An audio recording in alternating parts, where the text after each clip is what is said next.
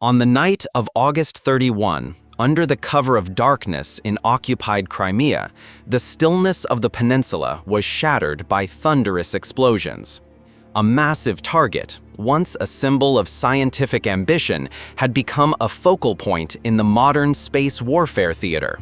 The RT-70 radio telescope, also known as P-2500, located in Yevpatoria. This was no ordinary strike, but a meticulously calculated assault aimed at the heart of Russia's GLONASS satellite navigation system, the lifeblood of its military operations. Behind this operation was the elite primary unit of Ukraine's Defense Intelligence Agency, HUR, executing a daring plan with precision and unrelenting resolve. The story of this strike is not just a military triumph, but a testament to Ukraine's determination to reclaim control and weaken the enemy on occupied soil. If you support Ukraine, comment with the number 1.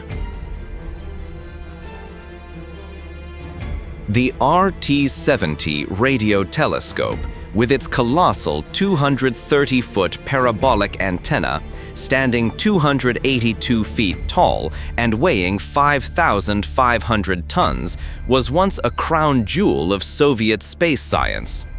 Built at the Yevpatoria Deep Space Communications Center, the RT-70 played a key role in bringing humanity closer to distant planets like Mars and Venus, supporting interplanetary missions and studying cosmic phenomena such as quasars, solar winds, and asteroids. Operating across frequencies from 5 GHz to 300 GHz with a signal sensitivity of 10 to the minus 23 watts per meter squared, the RT-70 remains one of the world's most powerful tools for radio astronomy. After Russia's illegal annexation of Crimea in 2014, the facility was repurposed into a strategic military asset. The Yevpatoria Center was restructured as Unit 81415, or NIP-16, under Russia's aerospace forces, tasked with supporting the GLONASS system, Russia's answer to GPS. With a 200-kilowatt transmitter and the Goliaf receiver housing specialized klystrons, each capable of generating 1 megawatt pulse power at 8 to 12 gigahertz, the RT-70 became indispensable for controlling and refining GLONASS satellite orbits, boosting system accuracy by 30%, as claimed by Russian Colonel Vinokurov in 2017. This transformation turned the RT-70 into a prime military target. With only 2 RT-70 telescopes completed worldwide, one in Crimea and one in Ussurisk, destroying the Yevpatoria facility dealt a tactical and economic blow. Klystrons, custom-built based on Soviet-era designs, cost tens of millions of dollars and require at least 18 months to manufacture. Ukraine recognized this vulnerability, and as its demilitarization campaign in Crimea intensified in 2025, the RT-70 became a priority target.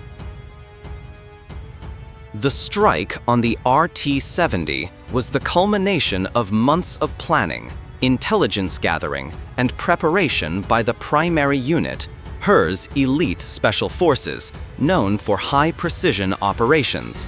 Weeks before August 31, HUR operatives worked covertly, leveraging ground intelligence networks and electronic reconnaissance to map the Yevpatoria Deep Space Communication Center. Satellite imagery from Western allies, including data from the US KH-12 satellite with sub-4-inch resolution, combined with reconnaissance from Bayraktar TB2 drones, capable of 186-mile ranges and 27-hour flight endurance, provided a detailed picture of the facility's defenses. The Yevpatoria Center was heavily fortified, guarded not only by Russian infantry, but also by a dense air defense network. Short-range systems like the Pantsir S-1 with a 12.4-mile range and 49,200-foot altitude detection, armed with 12 57E6E missiles reaching Mach 3, were deployed around the site. The 96L6AP radar, part of the S-400 Triumph system, could detect threats up to 186 miles away and track 100 targets simultaneously. Russian electronic warfare systems, such as the Krasuka-4, jammed GPS and drone control signals within a 155-mile radius. Facing such defenses, Ukraine needed a plan that was both bold and precise.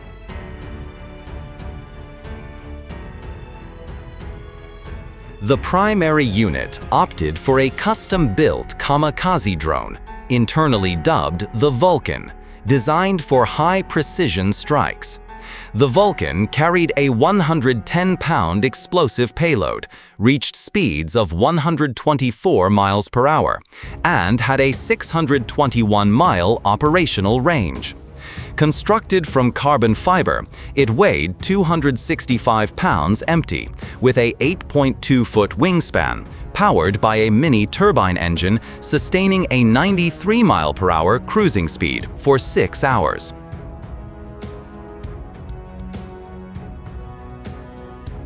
Equipped with inertial navigation and jam-resistant GPS, the Vulcan could fly below 164 feet to evade radar, carrying a high-explosive warhead equivalent to 154 pounds of TNT, capable of penetrating concrete structures.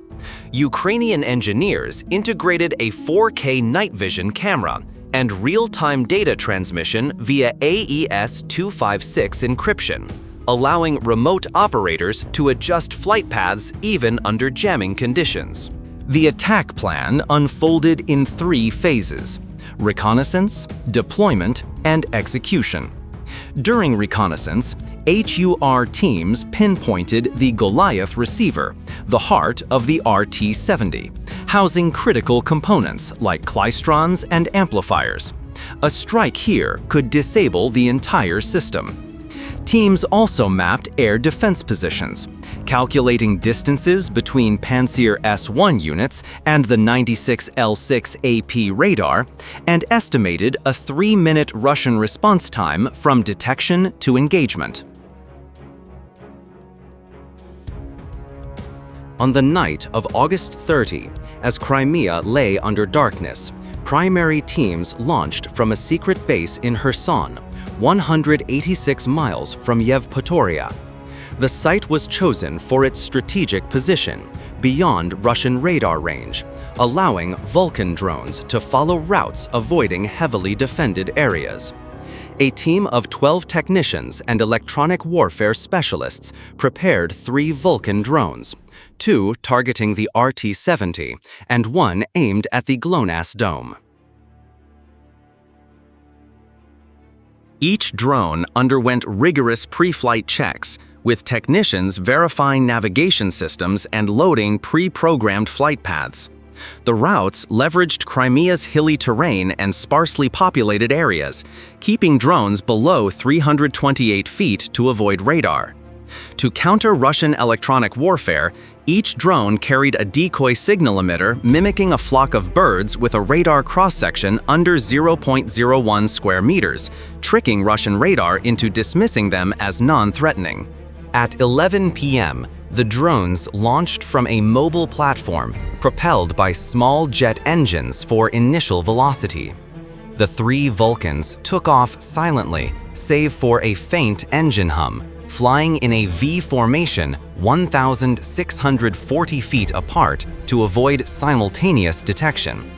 Their programmed route crossed the Perekop Isthmus, traversed sparse agricultural lands in northern Crimea, and approached Yevpatoria from the northwest, where air defenses were less dense than near Russia's Sevastopol naval base. As the Vulcans entered Crimean airspace, Russian defenses activated. The 96L6AP radar detected an anomaly 31 miles out, But the drone's decoy signals distorted data, registering as unidentified objects rather than threats. Primary operators, monitoring from a HUR command center, adjusted flight paths in real time using live video feeds, avoiding high-density defense zones like a Pantsir S-1 unit near Saki, 12.4 miles from Yevpatoria. At 11:45 p.m., the first drone struck the GLONASS dome. Traveling at 112 miles per hour, it detonated its 110-pound warhead, creating a fiery explosion that collapsed the dome and destroyed internal equipment, including satellite control servers and high-speed data systems. Russian forces at Yevpatoria went on high alert, activating Pantsir S-1 systems to scan the skies. A nearby 50-soldier infantry unit was dispatched, but the chaos delayed their response. The remaining 2 drones, flying low and using decoy signals, remained undetected. The second and third drones targeted the RT-70, approaching from the west and north to split defensive focus. At 6.2 miles out, they accelerated to 124 miles per hour, switching to inertial navigation to counter GPS jamming. Russia's Krasuka 4, with an estimated 100 kilowatts jamming power, disrupted signals, but Ukraine's backup Starlink satellite link with a 20-millisecond latency enabled real-time flight adjustments. At 12:05 a.m. on August 31, the second drone struck the RT-70's Goliaf receiver, its 110-pound warhead unleashing a massive black smoke plume, shattering the telescope's core. Klystrons and amplifiers worth millions were obliterated. Seconds later, the third drone hit the antenna's base, ensuring it was inoperable even with repairs. Flames raged, illuminating Yevpatoria sky as debris rained down. The second blast sparked a fire lasting over 3 hours, destroying auxiliary systems like a 500-kilowatt backup generator and fiber optic cables linking the RT-70 to its control center.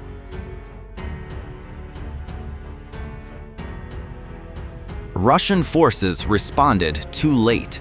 A Pantsir S-1 shot down debris mistaken for a drone, but the damage was done. Infantry units arrived to find the RT-70, a symbol of Russian technological prowess, reduced to burning wreckage. A leaked Russian report later revealed 5 military technicians killed and 12 injured in the attack. As dawn broke over Crimea, the strike's toll became clear. The RT-70, one of Russia's 2 largest radio telescopes, was completely disabled. The Goliaf receiver was destroyed, and its irreplaceable klystrons reduced to scrap. The GLONASS dome was leveled, disrupting Russia's satellite control capabilities. HUR's initial assessment confirmed the Yevpatoria Deep Space Communication Center was paralyzed, severing a critical link in the GLONASS system.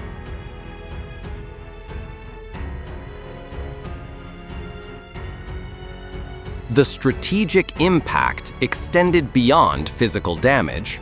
GLONASS, vital for guiding Russian weapons, missiles, and drones, faced a 50–60% accuracy drop. Operations in Crimea and the Black Sea, from warship navigation to missile deployment, were severely hampered. For instance, Kaliber cruise missiles, reliant on GLONASS for sub-10-foot accuracy, could see errors up to 33 feet, reducing combat effectiveness. Repairing the RT-70 requires vast resources and time, especially with Russia relying on Soviet-era klystron designs. The strike carried profound psychological weight. Prigozhin's video of the drones hitting their targets went viral, amassing over 10 million views on X within 24 hours. Amplifying global support for Ukraine. It boosted Ukrainian morale and sent a clear message to Russia: no target, however fortified, is beyond Ukraine's reach. The attack on the RT-70 was more than a military victory. It marked a turning point in the Ukraine-Russia space warfare contest. It showcased Ukraine's ability to blend intelligence, advanced technology, and bold strategy against a resource-superior foe. The strike was the first complete neutralization of a Russian strategic space facility by an adversary, ushering in a new era of high-tech warfare. Amid Crimea's demilitarization campaign, it underscored Ukraine's fight not just for territory, but to dismantle the technological foundations of Russia's occupation. As the smoke cleared, the RT-70, a symbol of scientific and military ambition, lay in ruins, a testament to Ukraine's resilience and ingenuity. Yet, questions linger. Can Russia recover from this blow, or is it the start of greater losses? Western analysts predict Russia will shift resources to its Ussuri-esque RT-70, already strained and lacking spare parts. Only time will tell. If you support Ukraine, comment with the number 1.